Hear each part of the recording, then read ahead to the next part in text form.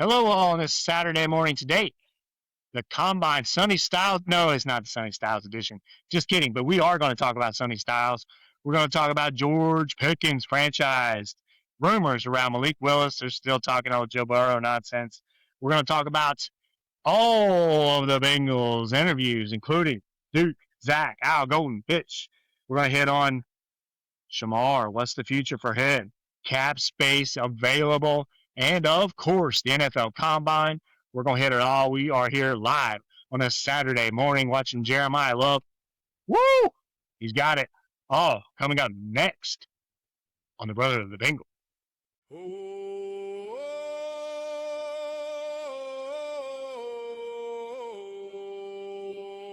Brotherhood of the Bengal.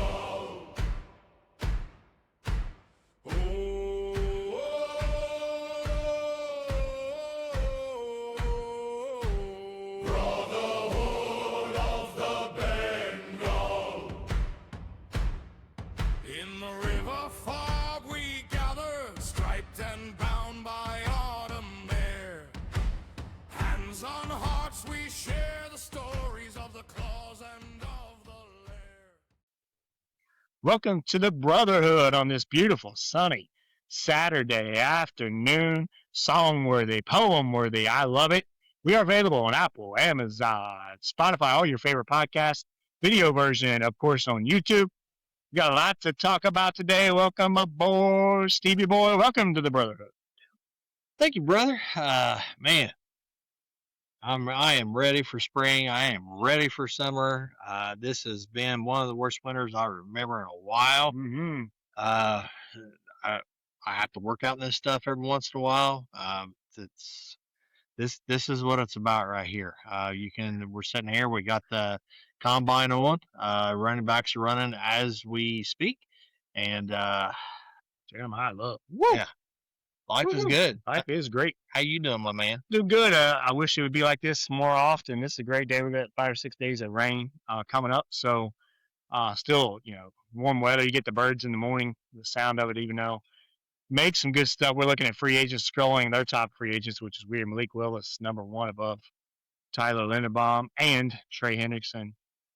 It's weird. Like I used to dog the NFL Network, Jeremiah, and all these guys, Stevie Boy, about where they'd rank quarterbacks too low because of the value of position. Like not that long ago, was it 18, I think? 17, 18? 2018 draft, Jeremiah had like Allen ranked in the 40s or 50s, I think, and I'd exchange tweets with him like, that's ridiculous. Now he's got Mendoza 1. Now you look at the free agency, Malik Willis is #1. And rumor is Malik's going to get $30 million a year, Stevie Boy. He's done nothing. Your thoughts on that? I think that's a big mistake. He shouldn't get more than $5 million a year. I mean, come on. I mean, this is just getting a little ridiculous. I know the cap keeps going up, but I mean, come on. That's ridiculous. I think it is as well. He was my top quarterback in that class. I had him ranked fairly high, but it was a weak class. There's been a few quarterback classes like this. This one's getting labeled that. I don't think that's the case. And we'll talk about that in a little bit. But to me, man, that's a lot of money. He showed some flashes at Green Bay. The name escapes me now, but there was a guy for Green Bay that showed flashes. Named right on the tip of my tongue. Is it Matt Flynn, maybe? Maybe. Yeah, and he showed his flashes. Seattle, right? And Wilson beat him out, right? Paid him big money. So, but play a couple games. Yeah, Will's been around. He played for Tennessee a little bit as well.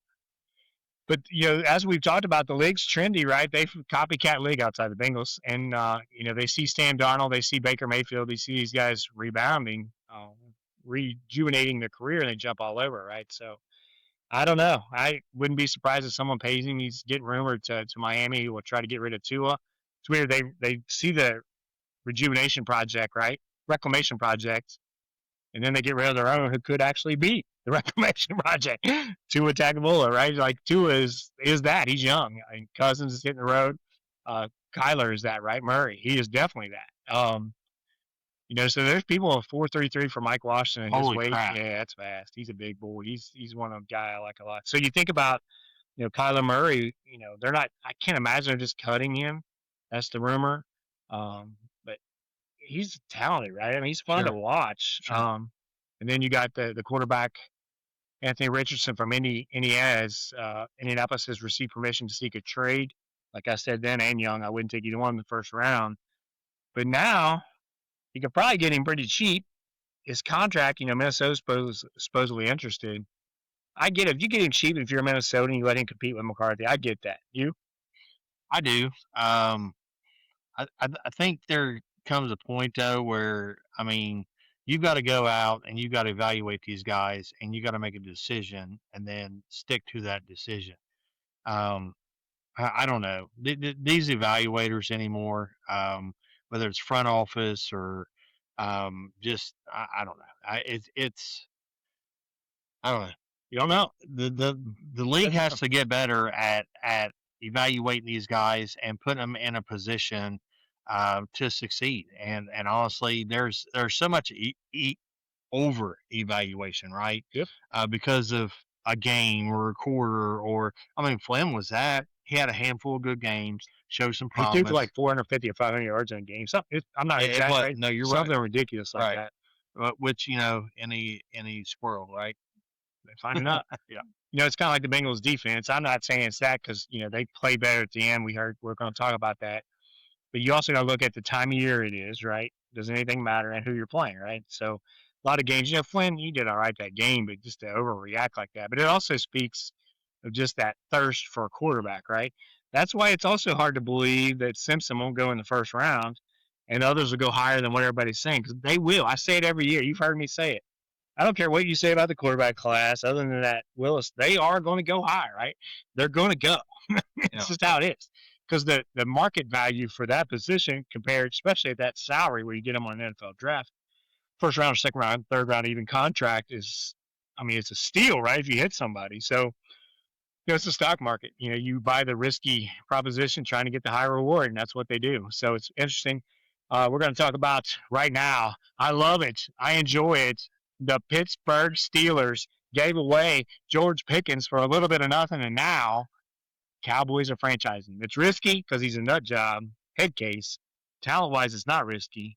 And him and CeeDee Lamb and Dak, that's a pretty good threesome there. So I get why Dallas is doing that's a lot of money for a one-year production of a guy that's been pretty shaky, right? Mm-hmm. But talent-wise, he's there. Yeah, and then it's all about kind of like the Bengals are now. Who else are you paying? Their defense isn't very good either. Uh-uh. So it's not like they've got a bunch of money that's going to be allocated in the next 2 or 3 years. Why not pay the guys that you've got, keep the guys that you got, whether he's a head case or not? Here's the thing. They've got him in the locker room. Maybe he just wasn't happy in Pittsburgh. Yeah, he didn't who knows? Wasn't a lot of good guys around him, right? You look at it. CeeDee Lamb's a very good receiver. So having that guy around. That's a good one too, man. It's very good. CeeDee Lamb's legit. Not like what we got, but yeah. No, they're not that good. Nor is the quarterback. But their offense is pretty explosive, right? They put up a lot of points. So same type of team build where their defense is the issue, right? So we got one camera out in the sun and we are enjoying it. Apologize for a little bit of the glare there, but it is well worth it on my end. So I am smoking a Perdomo 10th anniversary cigar. And I just want to say this real quick. Hardly ever drink unless we're doing the podcast. Cincy Light. I'm looking at the camera. I've missed you so much, baby. I missed you so much. I'm going to drink 5 to 6 of your bad boys today. I think today I give it a 6 out of 5. Is that I think it's possible. We talked about our rules. It's all the mood, yes, the situation, and right now, Cincy Light, you are perfect. Sure. And perfect. Very good beer. It's very good beer. We'll do my announcement real quick, then we're going to get to Bengals interviews. So I started a scouting thing. I'm involved in the scouting academy right now. So Dryden Rev Read Scouting, you'll see it in the link on YouTube, on Substack. So I will have a ton of NFL draft reports up there very soon. First one will be Caleb Downs to talk about it shortly. But I've been him hauling around about this for years. Did a draft guide. Oh God, Steve boy, been 7 or 8 years ago. Went to the combine several times and been to the Senior Bowl, right? So I wish we'd went this year. Didn't really think about it, honestly. Should have. Combine's really cool. I've been there a couple of times. I was there with Deshaun Watson. I don't think I'd really talked to you about it. I was there when Watson was there when Josh Allen and that group with Saquon and Baker and all those guys. You're walking, for those of you who don't know, you're walking in the hotel. I stayed in the main hotel, which is the Marriott. Giant hotel down, not with a combine. You come over to it, the convention center. So you're standing there, and I walk down. I don't know if I told you this or not. So you walk down, I'm walking there, sitting there waiting to go somewhere. Oh, hey, there's Bill Belichick right beside me. Oh, hey, there's Eric Dickerson. I had met a guy that's a coach. He coached Michael Gallup, who's in the NFL. I can't think of the other guys right now. He's another guy that's been in the NFL. A few other receivers. He coached them. So I met him, still friends with him. And we were just walking around. There's Gil Brandt who passed away. Gil Brandt's right there. Right? You got coaches galore. They're just all walking around you, right? Deshaun Watson's right there. He was on the phone. I didn't know at the time he was booking a massage. Didn't think much of it. Now that means something different. Joking, of course. So they're all right around you. It's pretty cool. I don't know what I like better. The Senior Bowl is really probably a little bit better, but they don't quite get the horses they did back then. Yeah. But the combine, you got to be quiet. You got to do, and they got good weather there today. But weather-wise, Senior Bowl in Alabama, Southern Alabama, it was warm. It was nice. You walk around the field, so it's a cool experience. They've got more fans there today. So Jadarian Price, man, woo, he ran well too. We'll talk about the main guy, Love, here shortly. So, all right, Bengals interviews. We'll start with Duke Tobin, and I'm going to throw something. He has always been all in. And I think of the infamous Skip Bayless tweet when Jerry Jones said he was going all in, they didn't do much. And the most important comma in the history of commas, Stevie boy, Skip Bayless said, all in, comma, my ass. And everybody said, that comma wasn't there. This thing could have went south in a second. Does Duke really believe he's been all in? Because that's not what I see. You agree? Or what's going on here, Duke? I think it's all relevant. I think it's relevant to what Duke think is all in. All in with $40-50 million of cap space is not all in, right? No, and we've talked about it before because he continually goes back in years and in the past. And I mean 4, 5, 6 years ago. They did nothing recently at all. Last year was a horrible free agency for the amount of cap space they had. Yep, embarrassing. It was embarrassing. I think it's just all relative. Like, what does he think is all in? And maybe he's all in, but the front office won't. Maybe when he says, "Hey, I'm always all in," that doesn't mean they win all in. It's just that in his mind, in the beginning, this is what his mindset is, and they just don't let him. So, I mean, that's could be. I mean, could be. I mean, we know how they do. Because here's something that I think kind of gets bypassed. So from all the T and the Jamar talk that happened with their contracts or whatever, they don't have the resources to be able to talk to these guys and talk to these agents and get these things done without, Katie, right? I feel like Katie and her husband is it. I mean, that's it. There's no bouncing ball. There's nothing to bounce things off of. No. So he's it, and I don't think he's qualified to be it. Right, and I think everything was so drawn and pointed at T and Jamar that they just reluctantly just let everything else go because they was so concentrated on that and they didn't have the resources in their mind to be able to do all these other contracts. They were so absorbed with what was going on with T and Jamar. It's ridiculous. It goes back to the front office just not doing the right things to be all in. That's part of being all in. But being able to have the resources to do 5 or 6, 7, 10 contracts at a time and get these things done before other teams, grab them up. Yep. And I think there's part of that, to your point, that he's living in the past, not of his own accomplishments or lack thereof, but just, hey, look, who says we can't be on? He said something to this effect. We were all in. Look at the amount of money we paid out to T, Jamar, and all that stuff. You were still way under the cap. That doesn't mean you're all in. Every team does that. But they could have been even way more under the cap because of how long you took to get those contracts done. That's not a pat on your own back. The weird thing is, I like Duke. I think he's probably a pretty good guy. I think I like the guy. I just, is it team ownership? Maybe. I think it's more. I don't think the ownership's telling him what to do or what not to do. I think it's the culture that's been there. He's not new to this position. Was it 23, 24 years? Yeah. He's been in there so long, so he can't blame anybody but for the culture. It's his culture. And I think their culture is, hey, look, we did T and Chase pat us on the back, please. Like, look, we're not the Bengals anymore. we signed our own guys. You should be signing them and advancing the roster, right? Yep. I just don't think he understands that, and I think it's from being in the same position too long, same place too long. Yeah, and then seeing other people in front of him, because I mean, his dad was a scout and did the same thing for the Bengals. So maybe he was lean and learned a certain way between Mike and his father, and he just ain't going to shy away from from those principles that he was brought up on, right? But that doesn't mean it's right. It just mean that those are his principles, and he will not um, take the rest of the league and say, okay, there's other teams that do it right, and they do it right on a consistent basis. But he won't take that and run with it, which is what he should do. There's nothing wrong. I mean, it's a copycat league, right? There's nothing wrong with taking some of my ideas and getting better at it. Yep.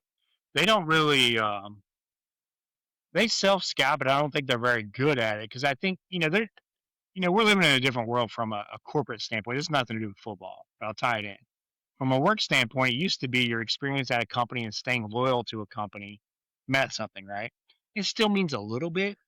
What happens now if you've had somebody there, and I've witnessed it, personally, you have someone there that's 20, 25 years, yeah, they know the company backwards and forwards, but that's all they know.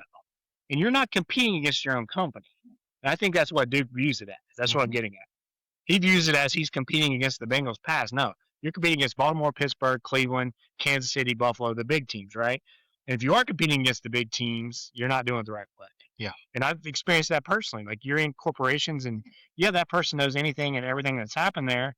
But does that help you against your competition that you're competing against that's lean and fiery and innovative? No, right? It doesn't. So, football is football, but I just think, I still think they don't necessarily. I don't know if it's scouts they don't have enough of. I just don't think they have that guy at the top of the brass, the brass tactic. Yes, no, I'm doing this, I'm not doing this. I know what I'm doing. We're going to be aggressive and looks and self studies themselves, to see how they compare against the rest of the league. They don't. Mm-hmm. I don't think they do that. I don't even think they think about it. Zach included. I don't think he thinks about it. So Duke was kind of weird. Anything on Zach? I didn't have much from Zach. I just seemed like the same old thing. It was the same old thing. He just, he said what we didn't want to hear. They always say, well, he just told us what we want to hear. No, it's the opposite with Zach. He told us what we didn't want to hear. But I don't expect these guys to come out and give much information. No. I mean, there's a strategy to all this, right? There's a strategy to free agency. There's a strategy to the combine. There's a strategy to the draft.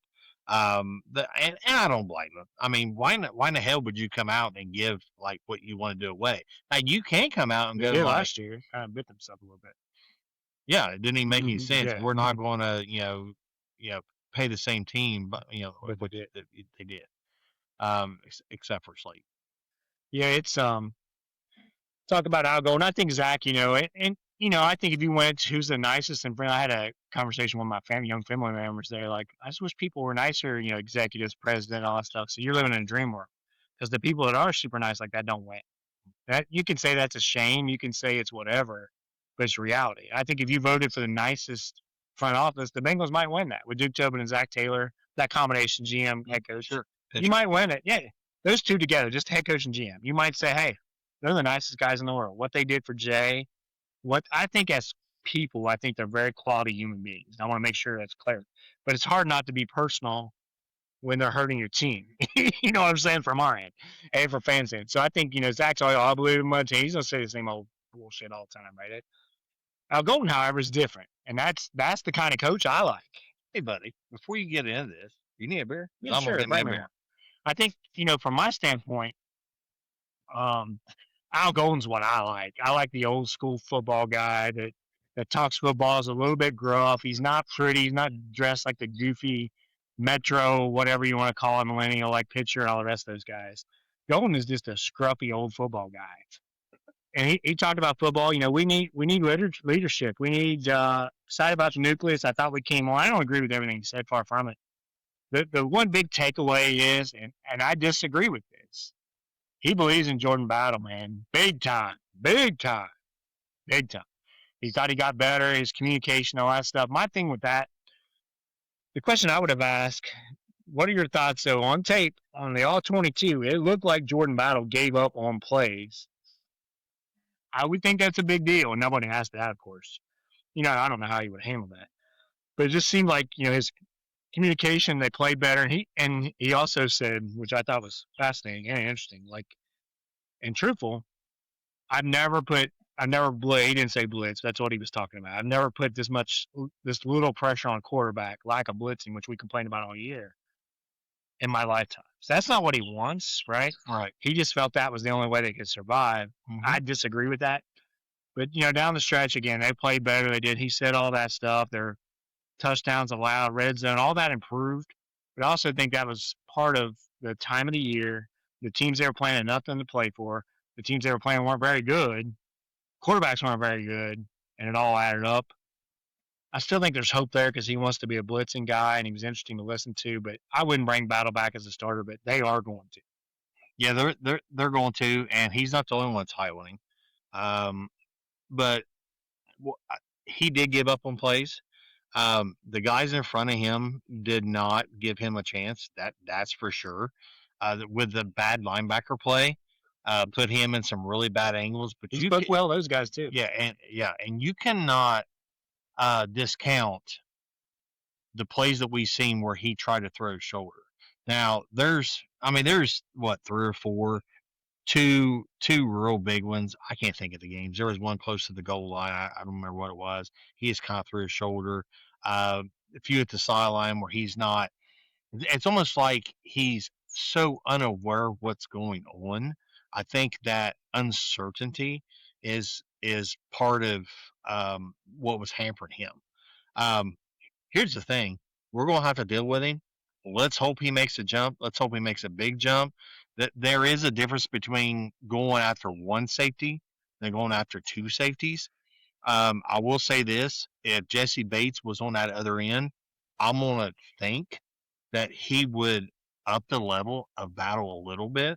So let's hope they can bring someone in that's got some leadership, because this is just hope big. Because what we've seen on film was not there. He made some, like, you give him a highlight reel, looks pretty good because he had some big hits. He had some interceptions, right? But man, misses in the hole where it's just him and a back. Woo! He got shook bad, man. Yeah, not good. Shook bad. Not good. And I can't live with that, but I can live with that more than the quitting on plays. And him and Gino quit on plays. You can call it what you want. Go watch the tape. They quit on plays, right? Yep. And at times, I think, he makes some big hits. I think he's trying to make the big hit too often and just make the play. And then he talked about linebackers, Carter and Knight and how they progressed. And he said he threw too much at him early. And, that's probably true. I didn't think Knight was horrible as a rookie. And he said himself, take it for what it's worth, having two rookie linebackers in there starting to look up the history of the league, that's kind of a shot a little bit. Yeah. I don't think he meant it to be a shot at Dig, but it's true, right? Yeah. Lost the leadership of Logan. We didn't have anybody back there, two guys, no one to lead them. And, it showed up. So we'll talk about off-the-ball linebackers later on here. But that was tough. And then Pitch came on and said his two main takeaways from my perspective was got to be more explosive on first and second down. We got to quit turning the ball over. The turn the ball thing, I understand what he's saying and agree. But most of that's with Browning and Flacco. I don't. He's making a big deal, and we're going to focus on it. That didn't really worry me. The explosion on early downs does, but even that was better. Once Joe got in there. So I'm not overly worried about the offense as long as they bring Risner back. Your thoughts on Pitch? Yeah, pretty much. I'm a little higher on Pitch than what you are. I would like to see him call plays, just him. Zach always says it's a collective, pretty much thing. I don't know if that's the way to go either. Like I don't think that's a good ordeal. I think there should be one guy that's held accountable for those situations. It's collective, as in Zach's listening to his input. But Zach's then call what you want. Zach's calling the play. He's calling a play, but he does say that there's plays that Pitch calls and he calls right away. Now I'm taking it. So but if he doesn't like the call, that he's not going to make that call. But I agree. That's what I'm saying. I don't think that's the way you should go.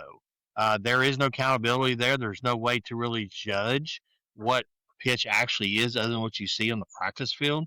I like his demeanor. I like the way he talks. I know it's different than what Al and some of the older guys talk, but he talks professionally.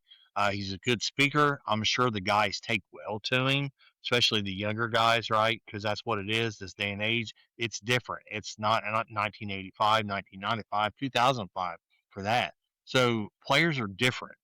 But as far as the offense goes, he was right. Um, and it wasn't just Browning and Flacco. The Buffalo game hurt him. You know, Joe had some interceptions, and the problem was it wasn't just the interceptions; it was the interceptions that were scored off of, fumbles that were scored off of. I think they was next to last or last Well, Noah in Fan, scoring defense. Fan's not going to be there, right? So Right. they're already fumbles. Yeah, yeah. So there was like these turnovers can't turn into points. And some of them cost them games, which now we're glad they cost them games because they Which probably should wouldn't have cost got them it. one more. Yeah. Yeah, at least 8 or 9, right? To where we're picking 8 or 9. So, but I mean, I'm a fan enough just because it's who we have to deal with. It's not like I have to deal with him, but I hate him so much. It's not like that. No, Like I'm like, okay, this is who we have to deal with. It's who they picked. I'm okay. Let's move on. Let's get on with 26 and go from there. Yeah, I think from my thoughts on always that with the offense coordinator, with Callahan or him, is they're great. No, they're not. So I just don't like. You're not calling play. You're like Eric Bieniemy to me. Matt Nagy. You're exactly like him. Or Matt Nagy. I don't see the uproar for either one of them. You're not getting the responsibility. You're not doing anything. You know, Callahan fizzled out. I don't blame him for that fiasco in Tennessee. But you know, he was also asked pitch. You know, several times they tried to bait him into it. I thought, you know, honestly, man, down goes. He did a good job in terms of answering it, but I could tell you could see the frustration in his eyes when they're asking me, "Hey, you don't get to call the plays. Did that hurt you in the interview process?" Because he interviewed for head coaching jobs. He correctly switched lanes on it. Hey, I got trust in Zach. I'm here to talk about. You could tell it ruffled him a little bit, as it should, I think. Yeah, sure. So interesting. Yeah, nothing too much to glean from there. But keep it on the Bengals theme before we get to the combine, which will also be Bengals theme. But what if a hypothetical? What if Shamar is what I think he will be, and I think you still do? Then you need what you need on the other side is a Sam Hubbard. And I'm telling you, Falk is that. Bucky Brooks just drafted him, mock drafted him to the Bengals at 10. Falk is that and probably more, but he's that big body. He's going to hit the edge, do the run. There you got Trey Hubbard. Does that play into their minds a little bit? Depending on what they believe about Shamar. I think they do believe it. Well, but I think it's all about what you believe in Murphy, right? Because I think Murphy right now is that Sam Hubbard clone. That guy that can get you 6, 8 sacks, that'll get you some pressures, that'll tighten that edge up. But so the issue, and we have to remember this. I talked about this early last year. Shamar's going to play. I mean, he did not get to play much this year. His snaps, I mean, he had hardly played at all. He was hurt. He's going to have to play.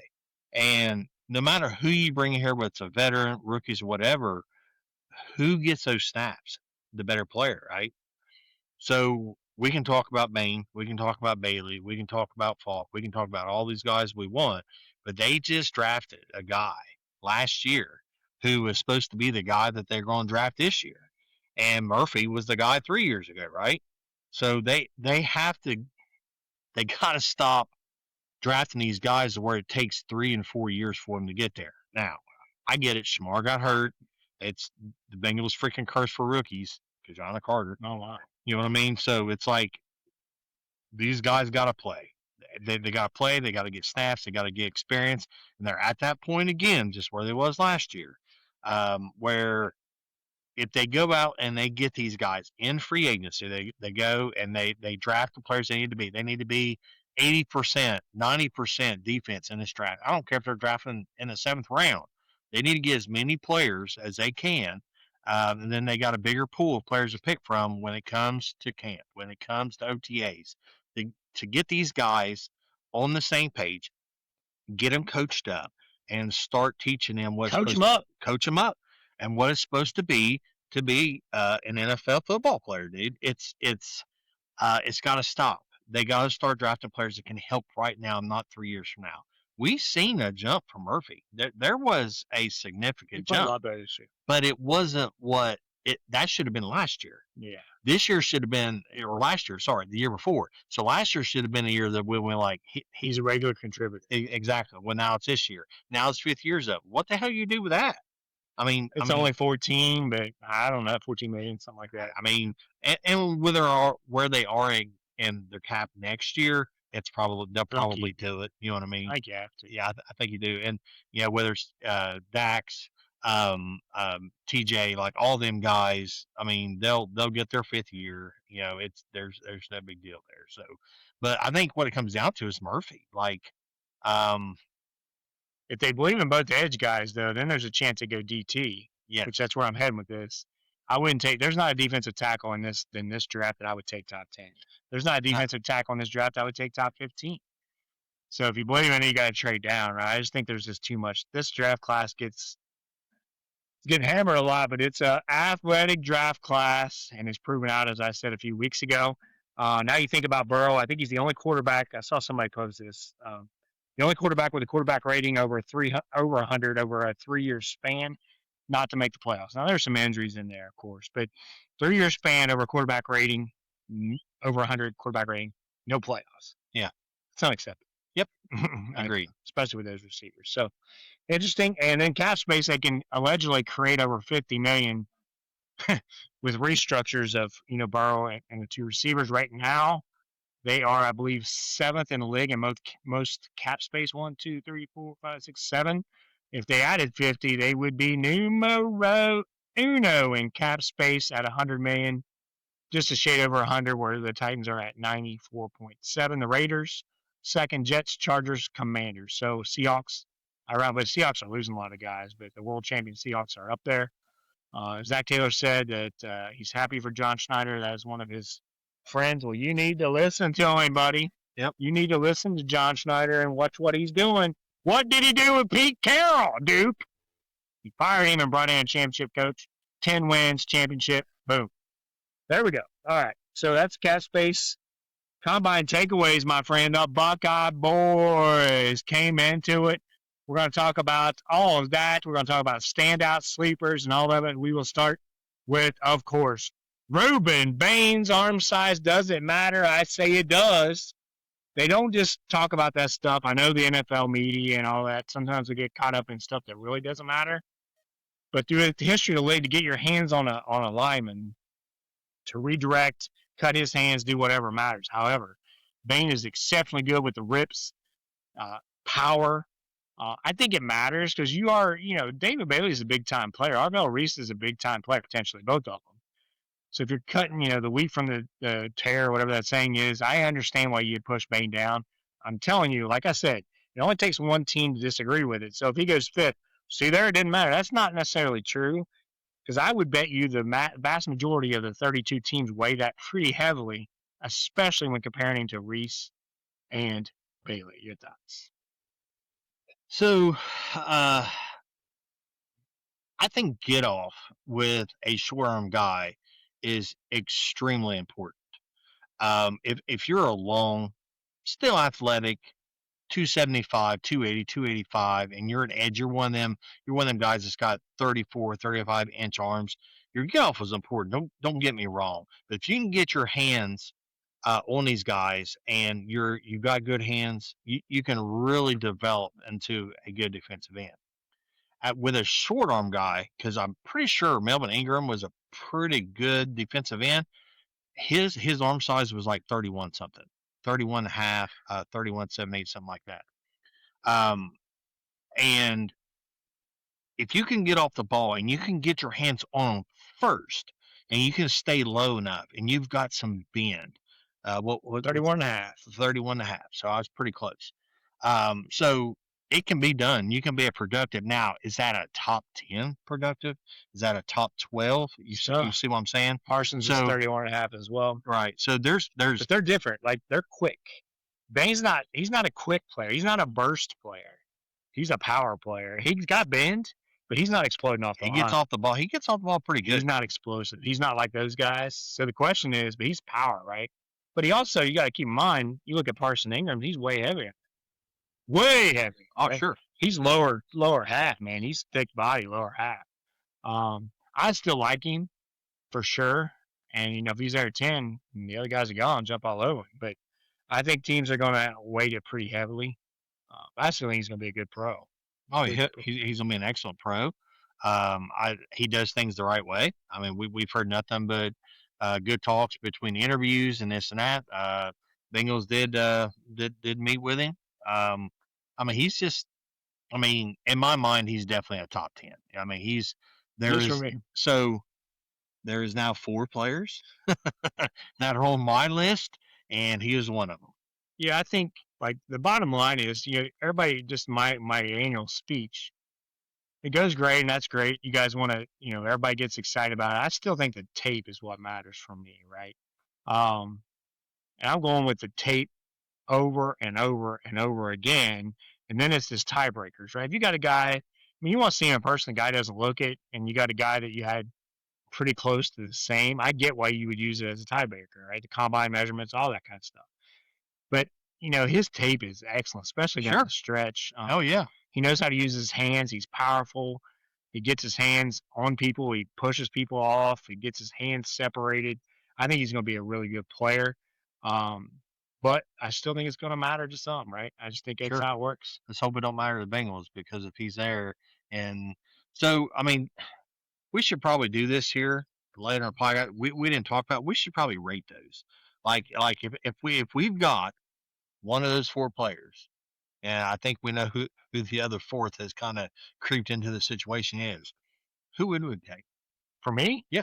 Oh, I know. Because Bain, Bailey, Downs, or Styles. I'm taking Downs. He's my number.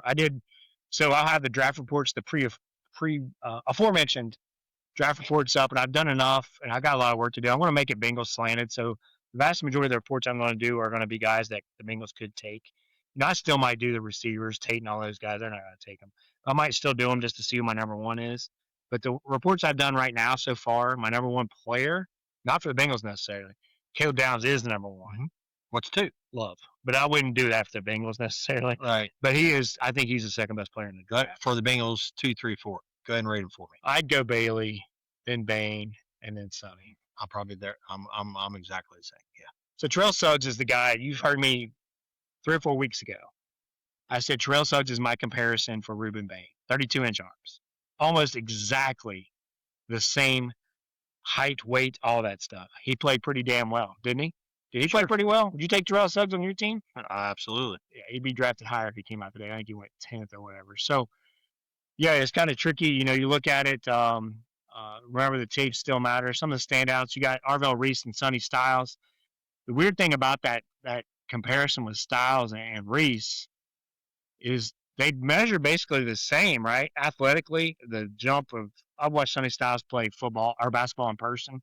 Golly, dude, he wasn't the best player on the team. His name escapes me. He plays Ohio State right now. I got him right. Mr. Basketball in Ohio. They're on the same team, won state championship, I believe. I think Styles wasn't there when they won the championship. Big Gay Cubs team, who's also at Ohio State. But Sonny Styles is an athlete. The vertical kind of surprised me even after seeing him in person, 43 and a half, whatever he was. 43 and a half. So him and Reese tested the same, but they're going to be 2 different positions. It's tough, as we talked about, off the ball linebackers. This would be if they took Styles at 10. And again, I'm not going to harp on them if they do. Mm-mm. But if they do, as 3 off the ball linebackers in 2 years, that's tough because that's not a premium position. I think you can do more of a Sonny. Jeremiah Love, by the way, ran 4.36 40. That's impressive. Yeah, that's impressive. His weight, yes. He's a beast. He is a beast. So I'm going to go take a little gentleman's break. You talk about your thoughts on Sonny Styles, your new man crush. Yeah, so 6'5", 244, 4.46 40, 43.5-inch vertical. He was 11-2 in the broad jump, which put him in the top 10. So, I mean, that's next level. That's next level stuff. And I wouldn't look at him as just a linebacker. And I think we got to get that out of our head. Like, this guy will be able to do everything. He started as a safety. He understands what the back end is all about. And I think that's what will help the front be able to get to the quarterback a lot better. For a guy that size, and I watched probably 10 to 12 really good blitz. They like to blitz him in the up the middle, up the interior. I didn't, and there may have been some other ones that that I didn't watch where he was outside, but I felt like he blitzed up the middle mostly with Patricia's scheme. But he was he was a really good blitzer. But when you get to pros, you're going to be coached up, and you're not going to class. You know, you're not going to frat parties. You know, you're that's your job. That's what you're going to do. And the way with the way the NFL works is, you know, especially those rookies, they don't get that break in the NFL. That second year they get the break. And the first year they won't get that break. It goes like, you know, it's continuous, right? You're training, you're doing everything you got to do for the combine, and then it's OTAs. I mean, within 3 weeks it's OTAs, and then you're doing all this stuff to prepare for training camp. And he's going to have a lot of time, a lot of coaches. He's going to be coached up, and I think he could be even better. And here's the thing: if I like four guys and they're in the top 10, chances are with the receivers, the tackle, the receiver, with Love, one of these guys are probably going to be there. And then, you know, I mean, there's a few other guys. Like, I would not be mad at Lemon at all, but people will just absolutely torch them. They would. If they took Lemon. I don't think I would, because if they do the right thing in free agency, and they've already, because I'll say it again, but after free agency, they should have a comparable top 18 defense to put on the field without the draft. They've got the resources to do it. Duke said it a million freaking times. They've got the resources, and you know he talked about Joe's his restructuring, right? Well, you know, I just felt like he thought they had enough resources without doing that, without putting that money in the future. Well, my God, they've got plenty of money in the future to do whatever they want. If they want to push 10 million, they can do that. So all that is They want a guy that should be able to go get it. yes, No matter who it is. Who it is. And I don't. Let's say it's a middle free agency. Let's say it's day 3, day 4, and there's some middle guys, and they say, "Well, we ain't got enough money to go out and get these 2, 3 middle guys that's still in the market." Hey, Joe. Hey, what are you doing? You want to fly from California and come and talk to us real quick? Yeah. You want to do this over the phone? Okay, give us 10 more million. We'll go out and get these other 2 players. You know what Joe's going to say? Oh yeah. Do it. He kept like I'm speaking. about to get fired up, so I'm about to do. Don't calm down. I'm gonna work you into a shoot. I think the other side of that is like, you know, Duke also, like you said, living on the past where, well, you know, we wait a while. Look what we did with my belt. Come on, Duke. That's 5-6 years ago, dude. This you got to get that out of your head, brother. Those days are gone, man. It's about now. It's not about what you've done for me lately. It's about what you've done for me the last 3 years, right? You just haven't done it yet. Yeah, DJ Reader was great. BJ Hill trade was great. Von Bell was great. You haven't done anything since. In fact, you've let it deteriorate. So let's go get it, right? Let's go get it. All right, moving on. Dave Bailey. Woo! Boy, Hello. that dude can get around the horn, as they call it. He will not be there at 10. I promise He you. won't be there. He might go at 2. He's a two-down guy right now, though. He can't really run, play defense against the run. Can he do it down the road? Might want to free. No, he can run. He can run. He can definitely run. He just can't play the run very well. But his ability to get around the edge, when you think about it, he finishes, right? He gets low and he finishes and he's strong. I like that he doesn't wear any, what do they call it now? He doesn't have any gear on. He's not cool. What's the word I'm looking for? Teenagers know it. But he said, I'm not worried about all that. I'm just there to play football, right? And he did it. What an outstanding performance by him. Lorenzo Styles, Sonny's brother, their dad played at Ohio State. Some of you may remember, played in the pros. So he ran his ass off. And then Kenyon Sadiq, I predicted, what did I say 4 weeks ago, Vernon Davis? Look what he did. Mm-hmm. It's almost exactly. I knew he would do it. And I'm telling you, man, I wouldn't be surprised if he slipped in the top 10, right? I wouldn't be shocked. This guy can play. I mean, he is an athlete. And supposedly, you know, you get all the draft nonsense, right? What we call it, silly season, where he's supposedly going into meetings and he's calling out the plays, whatever the responsibility is of every player, Sadiq is, blowing their minds. I wouldn't be surprised, man, if he went in the top 10. It's going to be a weird draft. It's not going to be as expected. All you need, Which makes it fun. Oh, it's going to be fun. It's always fun. But you think about it, you know Mendoza's going, you know Reese is going. So you need receiver one, whoever you believe that is, and I think that goes. Then you got that's 3 players, right? So you get a tackle to go. Now you're 4. You're getting closer if you like 4 of them.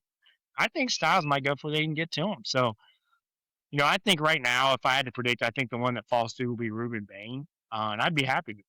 I'd be thrilled with that.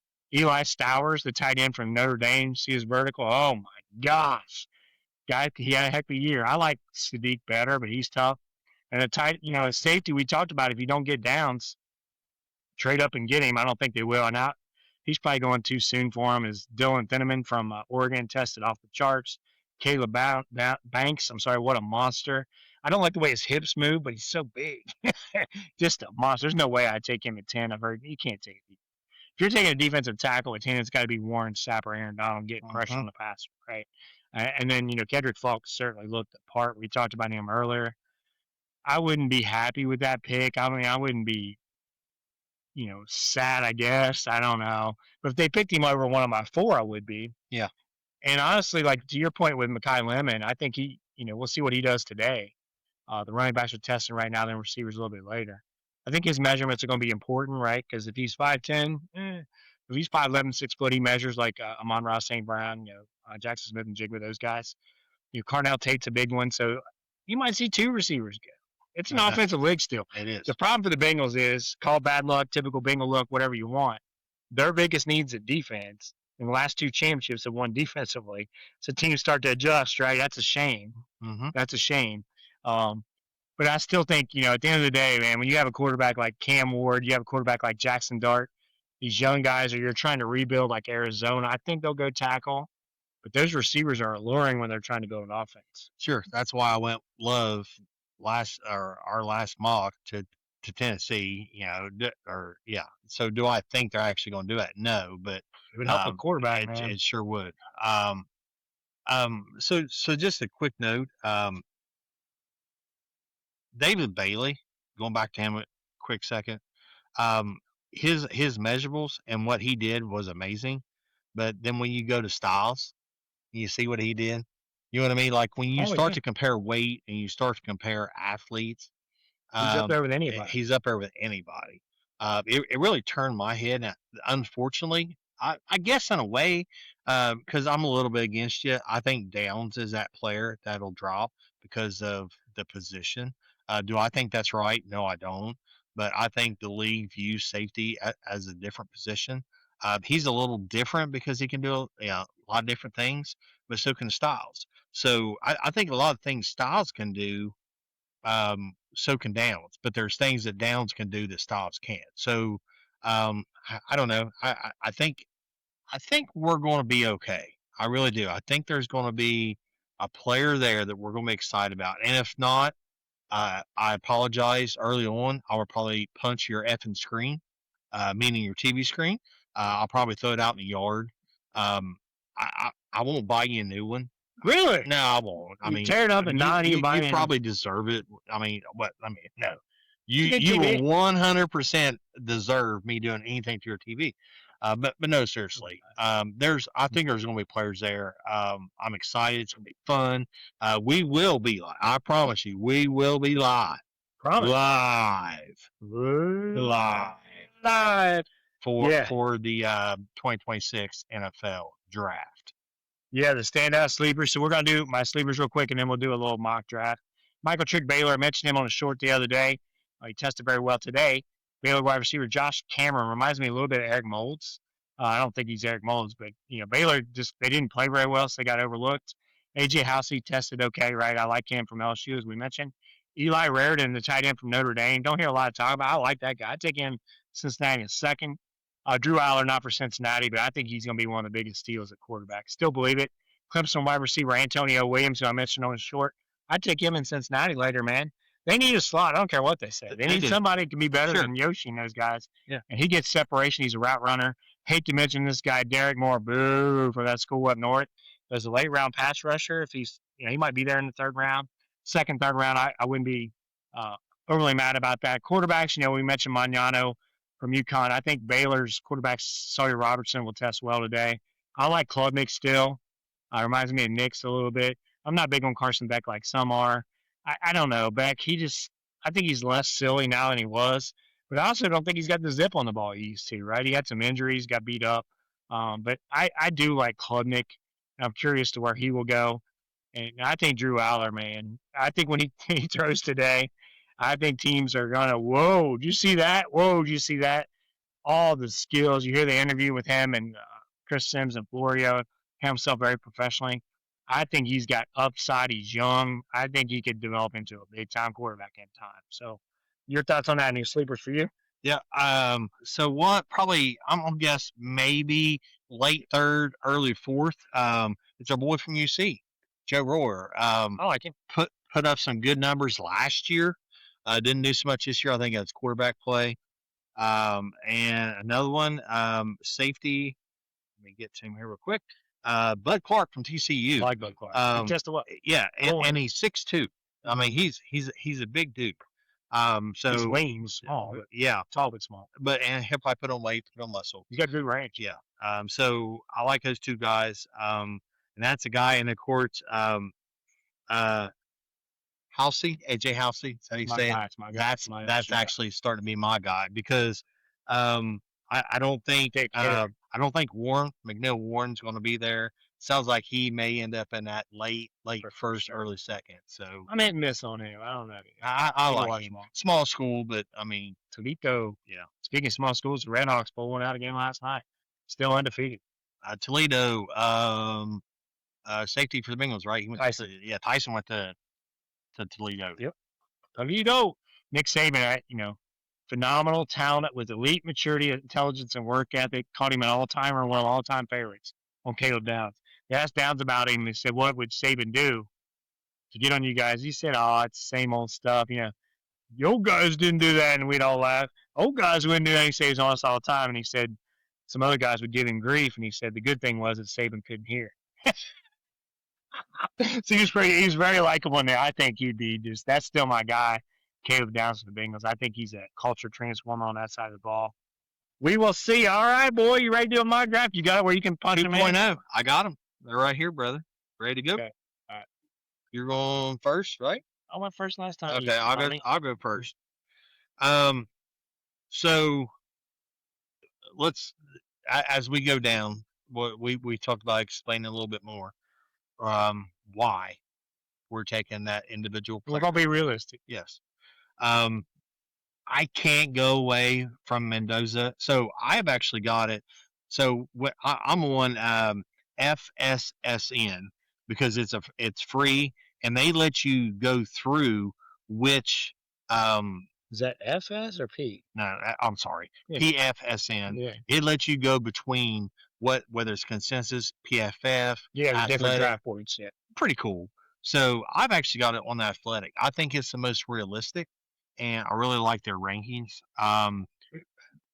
Go ahead. But you're making the picks for us anyway, right? Every pick. Sure. Yeah. But they got the rankings. So I'll tell you right now, they've got Arvell Reese above Mendoza.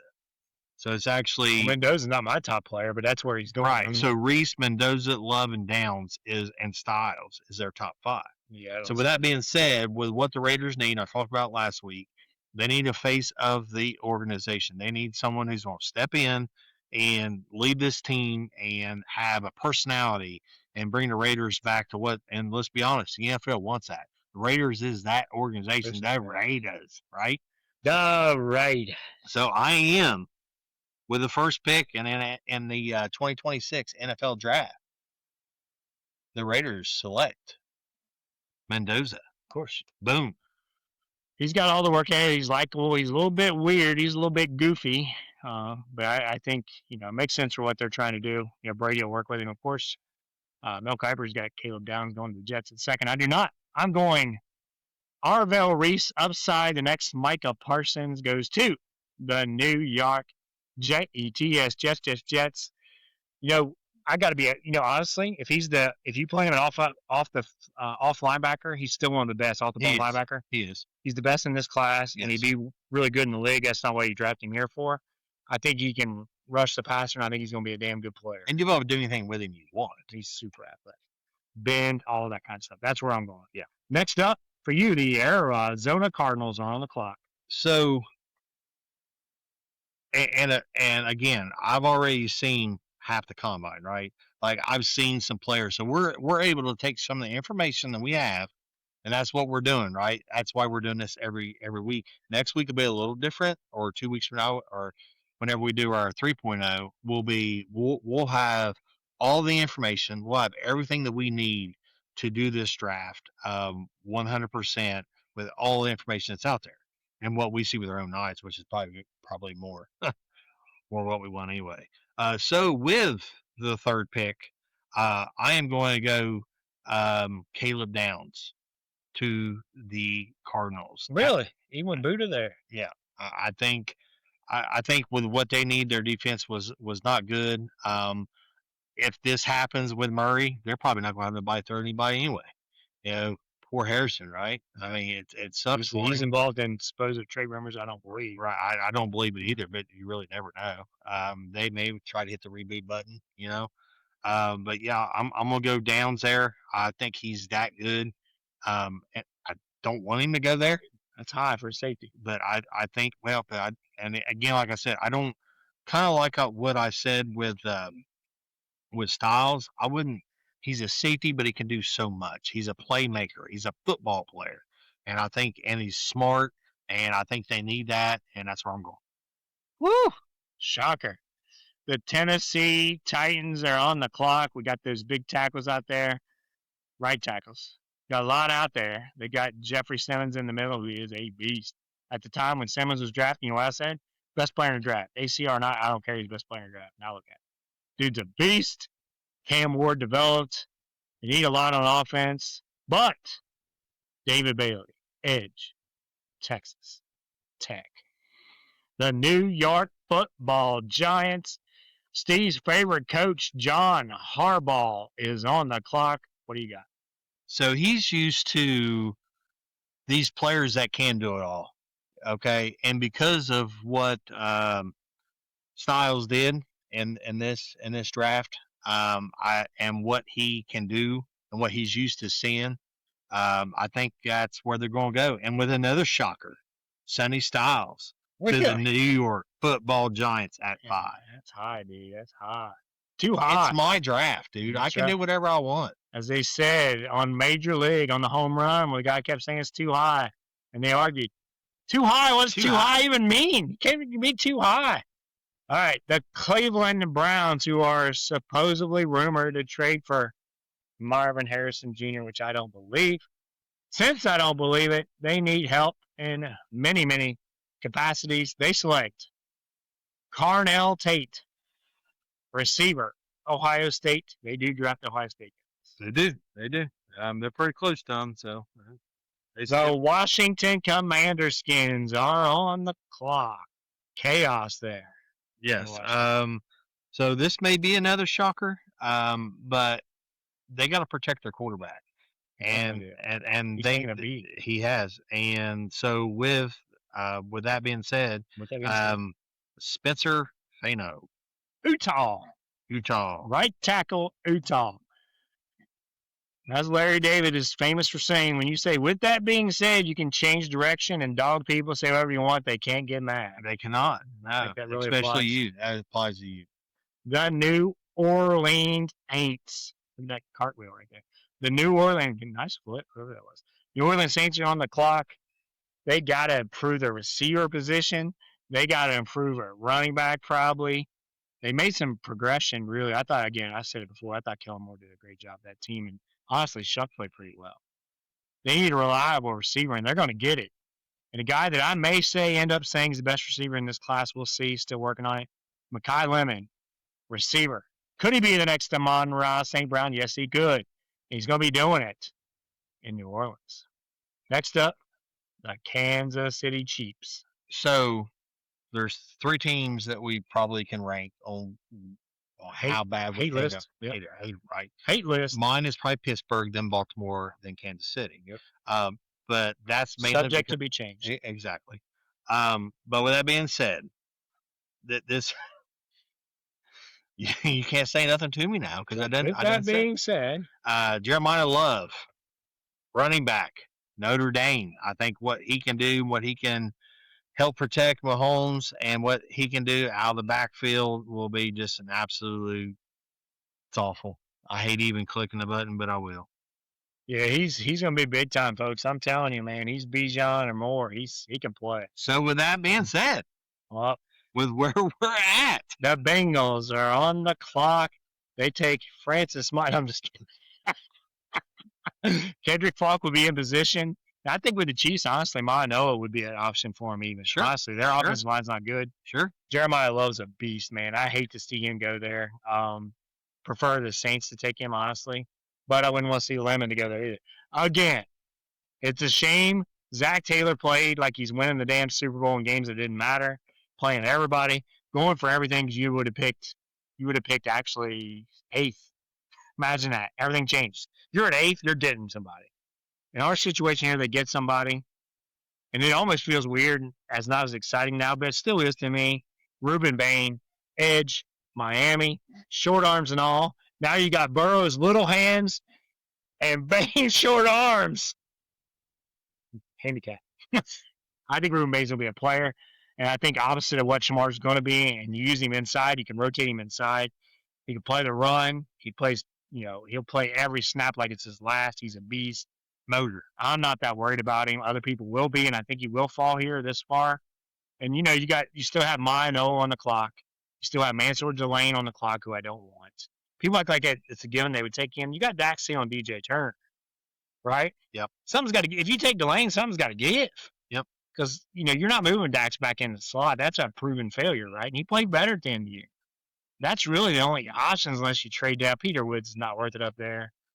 So I think that's where they go, and I'm more than happy with Reuben Bain there. I do hate seeing Love go to Kansas City, but I think Bain's going to be a beast, and I think it's a great pick. In that situation that we just talked about, we just did our mock. Only one tackle went, but two receivers went, and Love went. If that happens, you're going to get one of those four guys. Right. And you actually had a chance between Styles and Bain. Styles might fall, and I don't know that Downs is going to go that high because physically, they get caught up in the physical. He's not that big in the position, like you said. He's not Hamilton.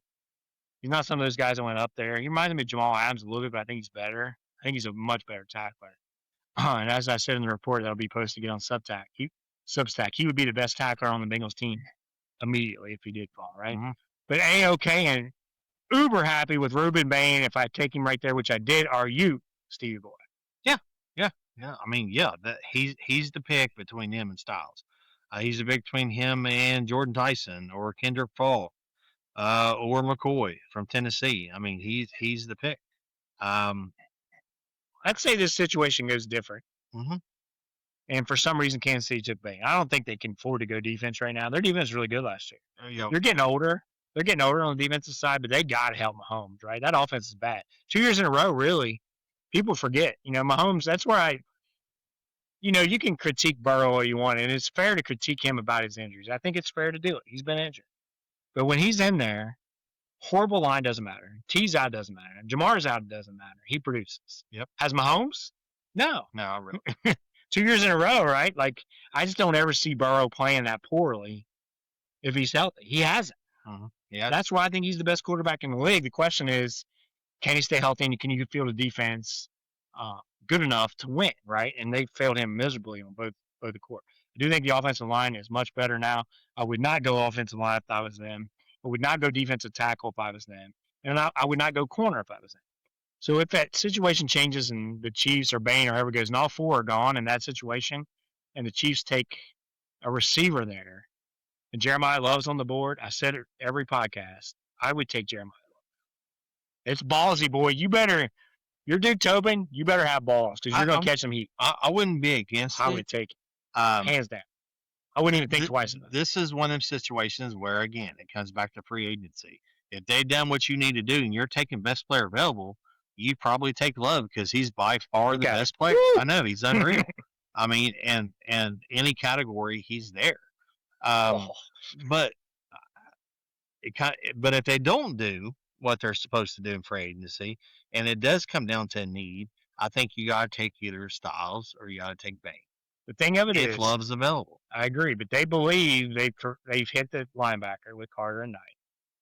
They believe you got Shamar and Murphy, right? And you can't take a corner because if you do, I mean, that just doesn't make any sense to me taking a corner there, right? It just doesn't make any sense. Like, if you're saying, well, we need a corner, it's need. Like a lot of the national media says the corner's a need. I don't understand that. You got DJ Turner and Dax Hill, right? They played better. So you're just basically saying we missed on those guys. How do you extend them then, right? That doesn't make any sense to me. In that situation with the top four are gone, I think Jeremiah, I'd run to the podium. If those four are gone, I'd run to the podium and make the pick. Which tells us, so if you rank them 1, 2, 3, 4, 5, if you put Love 3 or 4 in that bunch, then that's where I keep going back to is I think we're in a really, really good spot. The first 5 players, if we're that comfortable with Love and Chase, oh my gosh, Love and Chase, are you freaking kidding me? And then you still got P. Ryan. I mean, that's next Love's so level. Good in the passing game. I mean, he's this guy now. I mean, that's next level. Like, I mean, and then you like look to the future. Then guess what? You're not paying Chase. You're not paying that $8 to $10 million, whatever he's going to ask for in free agency. So guess what? That frees up. You let him walk, and then you sign P. Ryan back for another year or two, or draft a guy, or let Tajay Brooks actually play down and see what that kid can do. We talked about that. You brought up how he didn't even play in meaningless game. So yeah. Look at this. Watch him catch the ball. Oh, he's unreal. He's legit. And the thing is, like, the reason you wouldn't take Love is because you've almost said it. You screwed up the defense so bad. That's why you wouldn't take Love. If you'd done what you wanted to do, really should have done, you wouldn't be there anyway. But yeah, the defense is so bad that you almost have, if you have Love rated ahead, I think this, honestly, if you have Love rated ahead of Bailey, Downs, all the defensive guys that we mentioned, you still can't take him because your defense is so bad. I understand that. It's just part of the way it is. And I think all 4 of those guys are going to be really good players anyway. So it's a tough situation, but I think they're probably in good shape because I do think receiver 1's going to go and maybe receiver 2. And honestly, we only had 1 going on that one. I think both tackles might go top 10. I do too. Because everybody gets caught up in offense and the guys that you can watch highlights of, right? You're not going to watch a highlight of Noah or Fano. Right. But once they test and everything tomorrow and everybody knows their tape, you got to have offensive line, especially for young quarterbacks like Jackson Dart, Cam Ward. Either one of them could take a tackle, right? Yep. And the Browns could take a tackle. And the Browns probably should take a tackle. Arizona could because Williams is a free agent. Absolutely. There's a good chance. So there's between Arizona, the Giants, Tennessee, Cleveland. Washington, or New Orleans. Any of them teams could take Cleveland a tackle. could too. Cleveland's offensive line is a joke. Yes, it is. And it's only getting worse because guys are retiring and everything else. So I think both linemen. I think Mono and Fano will go there. And I'm not against the Bengals taking offensive line. Don't get me wrong. I just don't think you do it at 10. Second, third round, I think you hit some guys there, but you need a swing tackle, brother, big time. But you don't take them that high. No, because that means they're just going to sit on the bench, right? Yeah. And honestly, that was their plan for Mims originally, was to sit on the bench, right? Your championship level team, they wanted him to sit on the bench. The guy got hurt, Williams, right? So I think they're in pretty good shape here. I think it's going to be interesting. We're excited about it, though. We're going to bring you it all. I'll have the Caleb Downs before this is posted. That Sky Report will be posted on Substack. I'll share it. Be in a link on YouTube. Anything else you want to add, buddy? Like Caden McDonald later for them would be awesome. They won't have the balls to trade up in the second round to get Banks or him, which would be great, or Thieneman, right? All right. They won't do it. But anything else you want to leave us with, my friend? No, I mean, as we dig deeper and we get more information on these guys, I mean, as you guys are probably doing, we'll continue to give you analysis on Brotherhood of the Bengal. Again, we appreciate everyone that watches, that subscribes, that rings the bell, that does everything that you need to do. That's got us. I mean, we're over 17,000 now on YouTube. I mean, that's tremendous. Mm-hmm. We appreciate everybody. 1 year. Yeah, 1 year. We appreciate everybody. We're 52, 53 episodes, something like that. We appreciate everybody. We love y'all. Also, traffic. Stay to the right. Peace out.